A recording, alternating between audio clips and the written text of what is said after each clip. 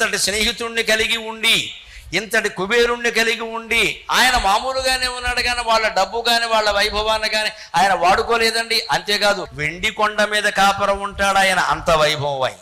బంగారు కొండ అయిన మేరు పర్వతం ఆయనకి ధనుస్సు, దాన్ని ఏమడగలేదు.